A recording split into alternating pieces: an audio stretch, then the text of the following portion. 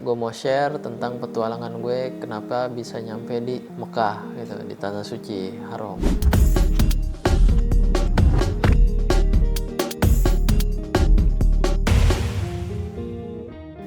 Assalamualaikum. Allahumma sholli ala sayyidina Muhammad kama tuhibbu wa tardolah. Di video kali ini gue bakal membahas soal tentang explore, tapi masuk juga sih ke share live, explore juga bisa juga. Video kali ini bakal gue bagi 3 babak karena panjang nih. Nah, yang sekarang ini gue pakai baju putih karena nyesuai nih, tanah haram nih, tanah suci ya lah. Oke, gue pakai baju putih, enggak juga sih, enggak. Emang karena kebetulan bajunya lagi ada yang warna ini, yang putih. Tadi gue habis hujan-hujanan. Oke, part pertama ini gue bakal bahas tentang awal gimana gue bisa berangkat ke tanah suci dan bisa kerja di sini gitu, dan dapat amanah di sini gitu. Padahal gue belum ada basic bahasa Arab dan rukun umroh pun gue belum apal banget gitu. Gue baru pelajarin hamin berapa mau berangkat dan di pesawat dan di kereta gitu. Nah, pokoknya di transportasi deh menuju itu. Harapannya Surya yang berangkat. Tapi ya mungkin ini memang panggilan Allah ya untuk gue bisa datang ke sini untuk menguatkan iman gue lagi. Mungkin ya masih banyak dosa juga, biar dicuci dengan berlipat gandanya ketika kita beribadah di Masjidil Haram. Jadi pahalanya tuh langsung dikali 100.000 upgrade-nya. Mungkin itu buat menimpa dosa-dosa gue kali. Makanya ya gue nggak bisa menghindar gitu, harus berangkat ke sini. Awal mulanya gini, jadi gue kenal pakar advertising dan dia itu salah satu pengurus di majelis yang bareng sama gue gitu. Kebetulan gue juga ngurus di situ. Dia itu punya temen lagi, ini udah sampai dijulukin Wahaji karena dia udah banyak experience-nya di perhajian umroh ini. Dia juga sebagai penulis dan pioner umroh backpacker, namanya Bang Hadi Fatahila, biasanya dipanggil Ustadz. Jadi kenapa gue bisa kenal sama Bang Maula ini? Awalnya gini, jadi gue ketemu istri gue, ketemu istri, terus istri gue punya temen. Nah, temennya punya kakaknya nikah sama Ustadz. Nah, dari dia ngorder dokumentasi foto. Nah, gue yang fotoin deh, Nah, terus gue ngaji sama beliau, ngaji Quran. Habis ngaji Quran, terus beliau nge-share ada majelis nih. Nah, terus gue ikut. Nah, nama majelisnya itu Qobasiyah. Nah, itu Qobasiyah tuh mungkin kita bahas di next video tuh. Itu juga unik juga tuh. Jadi Qobasiyah ini di situ ada Bang Mola. Gue kenal sama beliau di situ karena beliau yang mendirikan juga sama salah satu ustadz di situ, kakak ipar beliau namanya Ustadz Zamzami. Nah, kemudian dari situlah jalan, akhirnya udah berjalan lama majelis, gue diajak untuk membangun suatu brand. Nah, waktu itu brand itu umroh milenial dan daurah bahasa. Nah, itu konsepnya Wahaji yang punya karena beliau memang pakarnya deh. Di perarapan ini dia udah hatam banget ya. Oke, tapi seiring berjalan waktu, qadarullah nggak jalan yang di Indonesia. Akhirnya Wahaji berangkat ke Saudi karena ditelepon untuk bertugas di sini. Nah, yang telepon itu adalah owner dari Al Buraq United. Nah, Al Buraq ini adalah kantor gue nih yang sekarang. Dia itu perusahaan muasasah asli dari Mekah. Jadi dia bisa ngeluarin visa sendiri. Terus dia juga udah legal sama kerajaan. Nah, pokoknya resmi lah di sini. Jadi asli Saudi Arabia. Nah, Al Buraq United ini akhirnya buka cabang di Indonesia, dikepalai sama Wahaji. Akhirnya Wahaji ngebel gue lagi karena dia mau implementasiin konsep yang lama untuk di Al-Buraq ini. Akhirnya karena sempet diskusi panjang kan sama gue waktu itu, sempet juga udah bikin konten di yang brand yang lama tuh yang gak jalan. Akhirnya gue di calling lagi, tiba-tiba tuh persiapan berapa pekan doang di tim gue punya tim di Depok, punya bendera juga tuh. Nah di tim gue ini ada yang masih jomblo, cowok. Nah, gue tadi berpikirnya sama Bang Mola dan Wahaji berpikirnya, wah dia yang berangkat karena dia masih jomblo ya. Kau kan udah punya bini sama anak ya.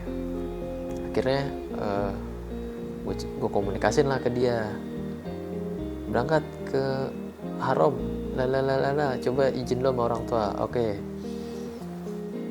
Jadi ketika Surya nanya orang tua, diskusi beberapa hari, akhirnya keluar jawaban dari orang tuanya, wah kamu jangan dulu deh karena masih ada beberapa urusan. Wah bingung deh tuh, gimana nih, apa gue ya yang berangkat ya tadi gitu mikirnya. Tapi gue mikir lagi, tempat agak ragu karena anak-anak gue masih kecil ya, masih 3 tahun sama 2 tahun. Gue mikirin bini gue ngurusin, wah capek juga nih. Nah ternyata pas gue diskusi, jawabannya di luar dugaan gitu. Dengan semangat dia ngomong, udah berangkat aja, namanya ke Tanah Suci. Wah beneran nih, yakin sanggup mengelola manajemen anak-anak, terutama kan mengendalikan emosi ya, namanya anak kecil kan belum ngerti. Kita kan kadang lagi capek, terus wah ini susah dibilangin lah, inilah itulah, nah, gitu. Akhirnya ridho istri udah dapet tuh ya kan. Jadi gue mikir kalau gue berangkat nih, gue harus dapet 3 ridho nih, istri gue, orang tua dan keluarga, sama yang 3 guru nih, guru spiritual gitu. Akhirnya yang pertama udah lolos nih, alhamdulillah. Sebutannya orang tua gue dan kakak-kakak gue nih, teteh-teteh gue, alhamdulillah dengan semangat juga, ya udah langsung berangkat aja, nggak usah ragu karena kan itu tujuannya ke Tanah Haram ya. Bagi umat muslim, siapa sih yang nggak mau ke Tanah Haram gitu, dimana kiblat dunia berpusatnya di situ gitu, dimana itu rumah Allah, Baitullah, di situ ada Baitullah, di situ tempat lahir Rasulullah SAW, interaksi bersama para sahabat di situ. Yang kedua udah dapet tuh, alhamdulillah. Akhirnya gue coba yang ketiga nih. Yang ketiga ini gue coba minta ridho dari guru-guru gue, guru-guru spiritual. Nah akhirnya dari beberapa guru gue samperin satu-satu kan, sekalian minta nasihat, gimana ya Ustadz nih, aneh mau kerja jauh di Haram, LDM dan lain-lain gitu. Alhamdulillah responnya semua mendukung dan dengan nasihat yang berbeda-beda gitu, tanpa gua minta gitu. Maksudnya Ustadz ini menguatkan soal amanah kerja, Ustadz ini mengenai amalan kalau lagi futur, Ustadz ini soal fokus kerja dan lain-lain, dan gitulah pokoknya beda-beda gitu. Dari beberapa Ustadz gue ini masih nasihat itu beda, dan itu makin menguatkan gue untuk berangkat ke Haram gitu, ke Arab ini. Nanti insya Allah sesi nasihat Ustadz akan gue produksi khusus ya, videonya, kontennya berbeda daripada ini. Kalau disatuin di sini bakal panjang.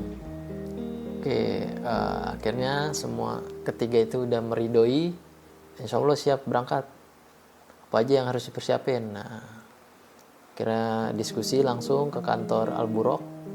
Di situ diskusi bersama Pak Maula juga, apa tujuannya, mau ngapain di sono dan lain-lain lah. Akhirnya ditentuin tiketnya kapan, visanya diurus, data-data administrasi dikirim semua. Dan keluarlah visa gue. Visa duluan tuh, baru tiket. Nah, karena beli tiketnya mepet nih, akhirnya dapetnya yang agak ampas nih. Gue dapet transit lama ya kan. Transit di Muscat, di Oman. 13 jam gue transit. Udah kayak orang Oman gue jadi. ketika udah siap semua, visa, tiket, dan nanya-nanya ke teteh gue, kan teteh gue sering keluar negeri ya, kalau dia inilah itulah, pokoknya dikasih saran dan banyak deh harus ngapain aja, sampai gue dibekelin. Jadi ketiga teteh gue ini kan emang udah pernah umroh lah ya. Yang satu juga sering keluar negeri gitu. Akhirnya yang satu ngirimin obat-obatan, yang gue nggak pernah minum obat tuh sampai sekarang belum gue minum obatnya, simpen aja dulu, malah orang sih yang minum. Ya mudah-mudahan nggak sampai minum obat itu. Dan yang dua masih duit trial masih ada, pasti bekas umroh apa itu. Pokoknya dua orang masih duit trial, wah lumayan nih kan buat bekal di sono. Dan gue juga kan bawa rupiah cuman dikit lah. Rupiah gue akhirnya baru bener-bener habis tuh kemarin tuh, ketika di haram kan bisa pakai rupiah, beli buah, ya udah habisin aja deh rupiahnya. Nah tibalah hari H, gue dianterin sama orang tua gue sama teteh gue yang satu yang lagi libur, karena itu weekday, istri sama anak gue. Oke, berangkat set. Nah udah jamnya nih, wah perpisahan dulu ya kan, perpisahan, peluk, doain, minta doanya ya udah lancar lah gitu. Nah ini jadi pengalaman pertama gue keluar negeri dan LDM. Biasanya kan LDM-nya paling di Indonesia paling 2 minggu, paling lama waktu itu, iya 2 minggu doang paling lama waktu itu, masih di Indonesia. Nah sedangkan ini di antar negara gitu. Nah kalau kata bini gue, kalau selain ke haram nggak bakal diizinin, karena ini ke haram aja. Masya Allah, semoga Allah ganti dengan berlipat ganda buat bini gue pahalanya, amin. Nah karena pengalaman pertama gue ke luar negeri, tapi sebelumnya gue udah diarahin sama Bang Hadi ya kan, jadi lo ntar kemari. Nah pas di boarding pass ditanya gue, baliknya kapan, tiket pak? Wah udah siap dong, nih ada tiket. Jadi kalau lo mau umroh mandiri atau pokoknya keluar negeri, itu lo siapin tuh tiket balik tuh, apalagi umroh ya, ini kan bicara umroh kan pasti ada baliknya gitu, baliknya kapan. Dan baliknya gue itu kan pakai tiket ini ya, apa sih istilahnya lupa gue, pokoknya yang belum bayar tuh tapi udah ada tiketnya. Itu kan itu pesawat gue berangkat Oman, nah baliknya itu Qatar. Karena beda maskapai akhirnya disuruh buat pernyataan kalau nanti di Oman dipulangin harus beli tiket sendiri ya, gitu-gitulah. Oh ya udah, oke. Nah itu emang kayak gitu ternyata. Jadi buat lo yang mau umroh mandiri nggak usah takut, gas aja. Yang penting sebelumnya udah punya roadmap kemana-kemananya gitu. Akhirnya udah nih masuk gue udah berpisah dengan keluarga, bener-bener sendiri. Nah itu masih aman tuh, karena orang-orangnya masih banyak orang Indonesia kan, pramugarinya juga yang di luar ya. Tapi kalau udah masuk pesawatnya ya Arab semua sih. Take off itu jam 3 kalau nggak salah, jadi 3 sore. Berangkat sekitar 6 jam apa 7 jam gitu kalau nggak salah. Ya pokoknya malam deh, nyampe malam. Akhirnya alhamdulillah tuh lancar di perjalanan. Nah gue sebangku sama orang Oman nih, suami istri, tapi istrinya pengen di pinggir padahal itu bangku gue. Dia pengen ini kayak update story kali. Ya udah akhirnya kan dia pakai bahasa Arab tuh, lakinya ngobrol sama gue. Oke, ngerti dikit lah. Fadol. Oke, akhirnya gue ditukar posisinya. Dia jadi di pojok, ya kan. Padahal gue pengen banget tuh ngambil footage kan, tapi ya udahlah nggak apa-apa. Karena kan nanti masih ada pesawat transit. Nah kemudian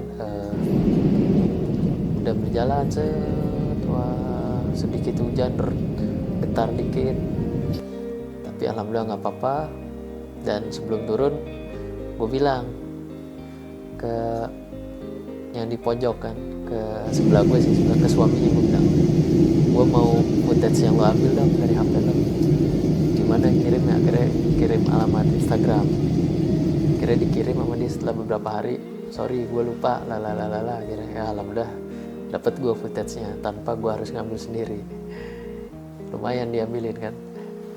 Nah tibalah gue di Muscat, Oman. Nah di Oman nih gede banget bandaranya. Gue transit di sini lumayan lama, 13 jam. Gue berangkat lagi pagi. Nah semalam itu gue sebenarnya disediain tempat tidur kayak sofa bed gitu lah, tapi kan banyak orang, gue nggak dapetnya bangku yang bisa nyender, tapi alhamdulillah sih masih dapet gitu. Nah di Muscat ini di Oman banyak orang-orang, banyak TKI lah, sama orang-orang ya bisnis juga ada, umroh juga ada, jemaah. Dan ketika gue ketemu jemaah pada bingung, sendiri mas mau ngapain gitu lah pokoknya. Sholat isya, sholat subuh masih di Muscat. Akhirnya pagi muncullah di informasi pesawat gue dari gate mana, yang mana gitu. Itu baru tuh muncul akhirnya. Oke masuk, set. Nah di situ gue ngeliat tuh ada orang Indonesia 2 orang, tapi beda jauh ya, bangkunya jauh nggak sama. Akhirnya ya udah gue sebangku sama orang India, kiri gue orang Arab, kanan gue India. Nah, jadi si India nih yang nyuruh gue kan, sini aja. Pertama gue nggak mau, nggak, gue tetap di bangku gue. Akhirnya nah si Arab sebelah gue ini dia bawa istri sama anaknya 2 kalau salah, pokoknya cewek-cewek. Nah ternyata di pesawat ini ikhtilat cowok cewek gitu memang dijaga juga ya, namanya di Arab sih topnya gitu kan. Jadi si pramugaranya bilang ke gue, Tuan bisa nggak lu di sono aja karena ini cewek semua kan. Oh yaudah nggak apa-apa, nggak masalah. Akhirnya gue pindah, kanan gue India, kiri gue Arab gitu. Nah ini yang pengalaman ini nih gue langsung ya. Selama ini kan gue dengar orang India jorok, di sono jorok. Kalau lihat di video-video di medsos sih emang parah sih kalau di sononya itu kan. Tapi yang bukan muslim ya, nggak tahu nih yang muslim. Gue husnuzonnya wah ini kayak gitu nih. Ternyata ketika dapat makan dah, dapat sarapan, set. Oke makannya satu makan. Dan makanan ini kan yang makanan oven gitu ya, yang aluminium foil, bisa diangetin. Isinya tuh kadang ikan, kadang ayam dan lain-lain gitu, ada nasi. Nah itu ada sendok tuh, pokoknya ada berkuah. Pas kita makan, set, ada rotinya kan, karena udah masuk ke menu Arab dah, minim nasi gitu. Karbonya tuh kentang sama roti. Akhirnya dibuka, pakai sendok kan, disediain sendok karena kan ada kuahnya. Oke, nah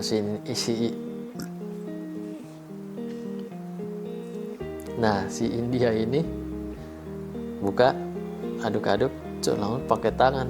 Wah gila, ngeliatnya waduh mantep banget ya, menjalankan ini banget dia ini, sunnah banget kali, pakai tangan deh. Sebenarnya sih gak masalah ya, tapi kita ngeliatnya risih aja gitu, berkuah ya kan, pakai tangan. Wah kayak gitu di pesawat kan. Udah nih selesai nih, makan satu habis, dia satu, gue satu kan. Si Arab satu nih, tapi Arab nggak ya dimakan sih, anaknya yang nggak dimakan. Nah si India nih minta lagi, kurang, ke pramugara, ada lagi nggak? Wah nggak ada, kata pramugara gitu. Terus akhirnya sama si Arab ini karena anaknya nggak dimakan, udah buat lo dikasih. Sama pramugara dikasih, sama si Arab dikasih, jadi dia makan 3 dan itu habis semuanya. Mantap memang badannya ini sih agak dedek gitu. Culture shock. Culture shock. Iya, oke. Terus ngobrol-ngobrol sama dia, dia Arab nggak bisa, Inggris juga nggak bisa dia. Akhirnya dia bilang Hindi bisa nggak? Gue kagak bisa Hindi, nonton India ya jarang ya kan, boro-boro Hindi. Akhirnya sama dia ya udah bahasa isyarat atau pakai HP lah, pakai HP ya pokoknya jadi jarang ngobrol gitu seperjalanan, karena kan gue juga nggak bisa Arab, dia juga nggak bisa Inggris. Ya udah akhirnya nafsi aja sendiri menikmati TV entertain yang disajikan sama Oman Air. Oke, setelah perjalanan dengan melihat landscape Arab dari udara, alhamdulillah tuh dapet stop shoot juga, walaupun si India di pojok, tapi gue bilang permisi ya, gue ngambil juga gitu. Sampailah gue di Jeddah di Saudi nih, udah nyampe Saudi Arabia, tapi belum di Haram, belum di tanah suci. Nah di Jeddah ini sambil gue dipandu online sama Bang Hadi, ntar kemana, terus naik apa dan lain-lain. Akhirnya kan gue dipesenin tiket kereta Haramain Train. Jadi di Saudi ini keretanya tuh kereta cepat semua, nggak ada kayak KRL di kita gitu, ada cepat ada lambat. Kalau di kita kan cepat baru ya. Nah cuman kereta cepat di sini juga made in China, gokil sama China. Semua Cina nih, bis juga Cina di sini. Nah terus sambil nunggu kereta, ngeliat-lihat, wah ada orang Indonesia, jemaah lain-lain. Akhirnya pas itu sebelum pas gue nungguin bagasi, ketemulah orang Indonesia tuh, satu kerja di kedutaan Oman, Pak siapa namanya lupa gue, ya itulah pokoknya bapak itu, sama yang dua orang ini mutawif nih, satu mutawif satu santri, itu asli Banten, Kang Sulaiman sama Kang Mus. Nah kalau itu mereka emang rencana stay lama di Saudi nih, di Haram, karena kan mereka bawa jemaah ya, dan masih ketemu gitu sama gue sampai sekarang. Oke, tukar kontak, akhirnya berpisah karena dia dijemput sama keluarganya, dia udah ada keluarga, si Kang Sulaiman dan Kang Mus. Kalau si bapak dijemput sama guide khusus gitu ya, jadi dia kayak umroh pribadi lah. Nah sedangkan gue kan kereta gue masih jam sorean kalau nggak salah.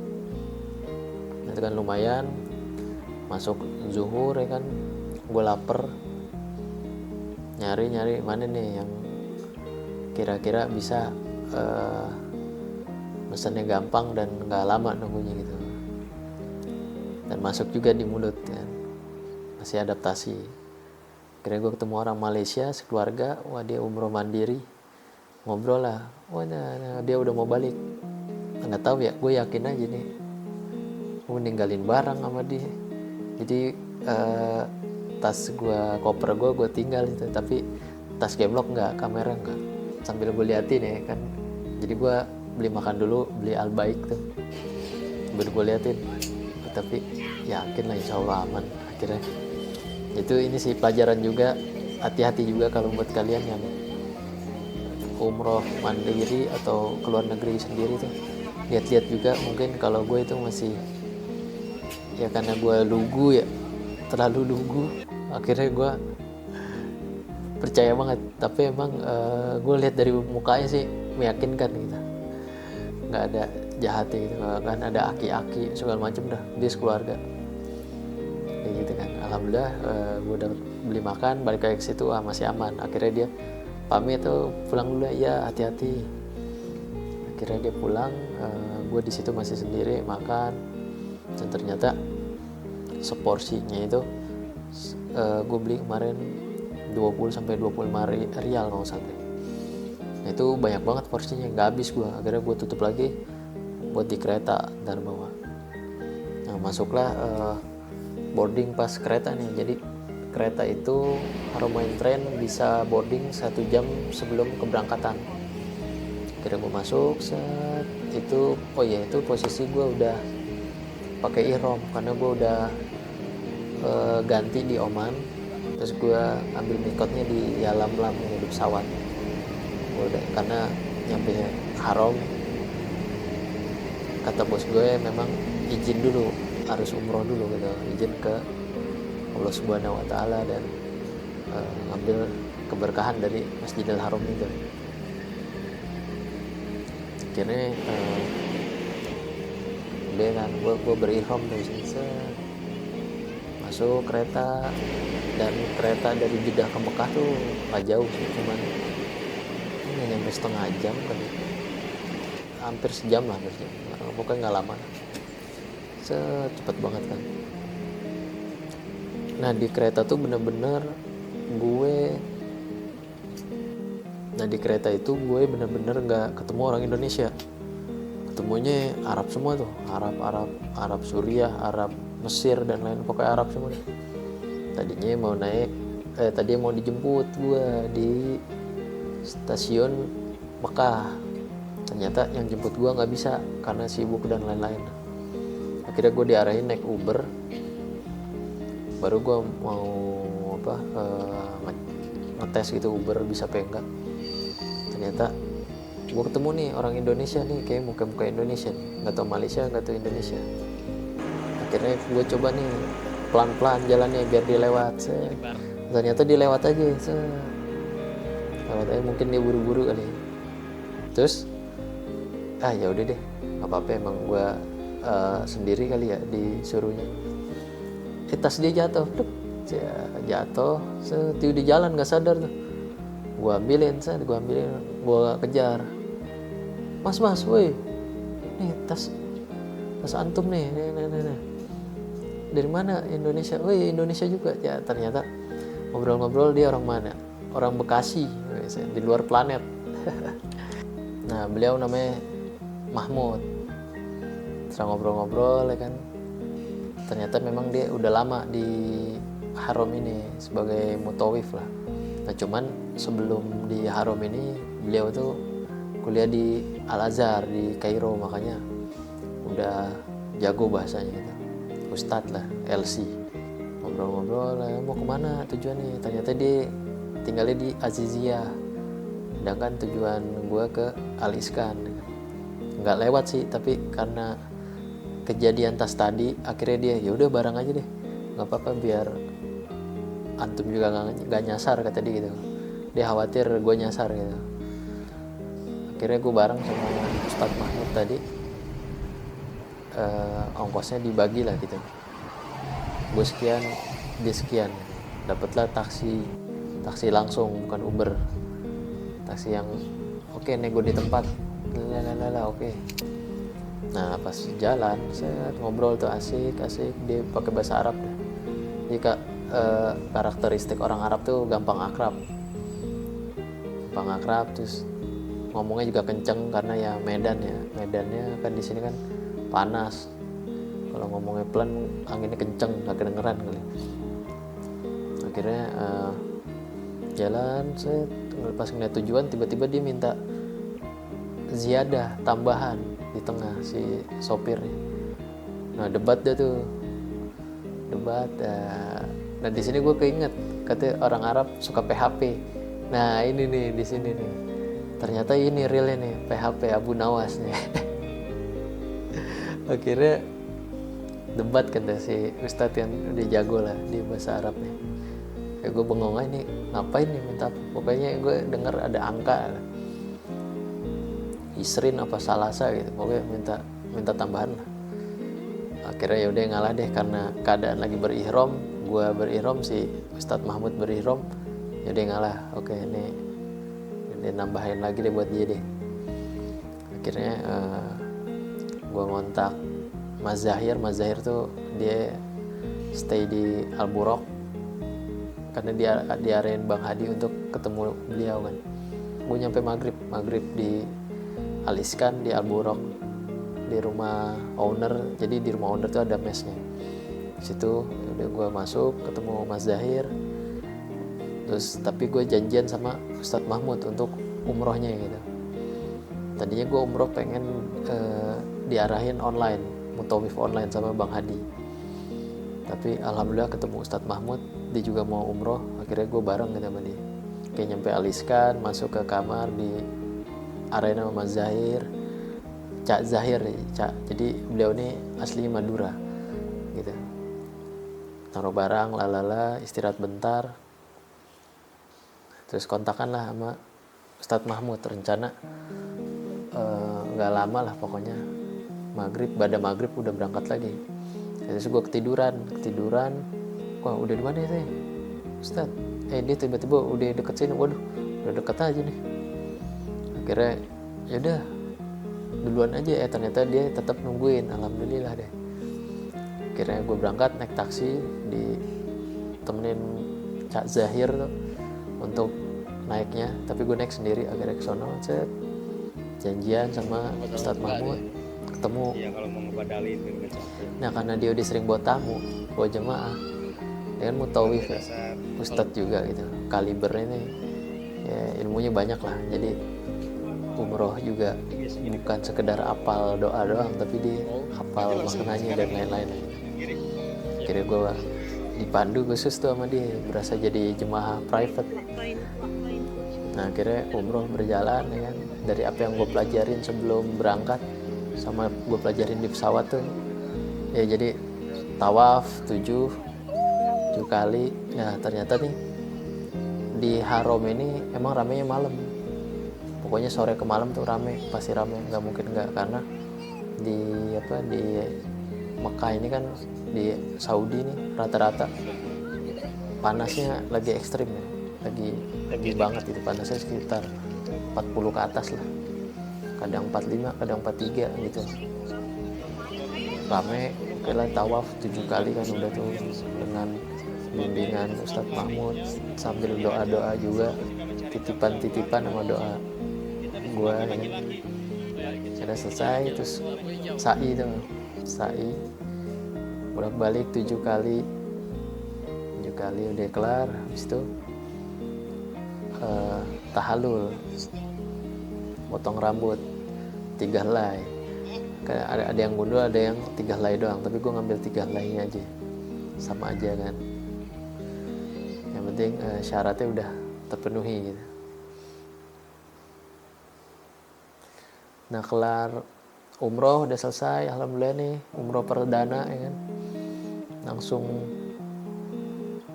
umroh perdana gue, habis itu cari makan, karena kan umroh ini ibadahnya fisik ya. 7 kali tawaf, terus sa'i 7 kali juga. Itu kalau di total berapa kilo gitu, berapa kilometer. Ya kurang lebih itu tawaf, sa'i, dan semua ibadah umroh itu 22 kilo. Kalau lo mau umroh, siapin fisik lo sebelum berangkat, entah jogging kayak entah apa, biar ibadah lo nggak keganggu sama fisik gitu. Walaupun banyak sih keajaiban di sono ya, lo dimampukan sama Allah dan lain-lain lah gitu. Yang penting niatnya memang bener fokus ibadah gitu, nggak ada yang lain. Akhirnya selesai umroh, gue diajak kulineran, kan lapar ya gitu. Kita diajak kulineran, dia kan udah tahu tuh posisi tempat-tempat yang murah, enak, udah gitulah, karena dia udah sering kan. Akhirnya kita nyobain makanan Malaysia. Itu di mana ya, gue lupa tuh, pokoknya tuh bukan di Tower Zam-Zam tapi di belakang. Tapi sebelum masuk situ banyak pedagang-pedagang di emperan tuh jual makanan Indonesia. Ternyata ya orang Indonesia juga itu rata-rata. Itu banyak TKI, ada yang side jobs itu, ada yang kaburan dan lain-lain lah. Pokoknya orang Indonesia rata-rata itu. Jual onde-onde, jual ini, jual itu. Nah, pokoknya kalau lo di haram gak usah takut bahasa. Orang Arab pun mereka paham gitu dengan bahasa kita, sebagian ya, terutama pedagang. Iya. Yeah. Karena jemaah Indonesia paling banyak di sini. Jadi makanya pedagang sini bisa sedikit lah, terutama di nego. Murah gitu. Kayak gitulah, kayak yang viral itu tuh. Lupa gue namanya siapa. Akhirnya kita cobain masakan Malaysia kan. Karena mungkin si Ustadz nih mikirnya gue belum bisa makanan yang Arab, yang kari-kari gitulah. Akhirnya makanan Malaysia kan udah kelar. Akhirnya kalau nggak salah jam berapa tuh, jam 11 sampai jam 12, lupa gue, pokoknya udah malam lah. Balik naik taksi lagi bareng, nganter gue dulu kan, karena dia di Aziziyah ya. Kalau dari Haram lewatin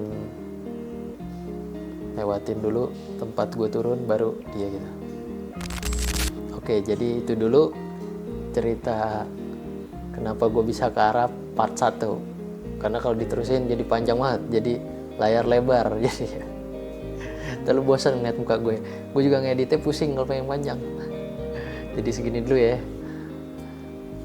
Insya Allah part 2, part 3 ntar bakal gue produksi lagi. Nah itu ada kisah-kisah menarik juga yang menurut gue culture shock banyak di situ. Gue bilang, oh gini, nah gitu. Jadi noraknya gue lah di situ. Karena gue baru kemari. Oke, terima kasih teman-teman udah menonton video ini. Semoga video ini bisa bermanfaat buat lo. Yang mungkin kalau gue ada salah-salah kata atau salah apapun lah pokoknya, gue minta maaf. Semoga video ini bisa bermanfaat.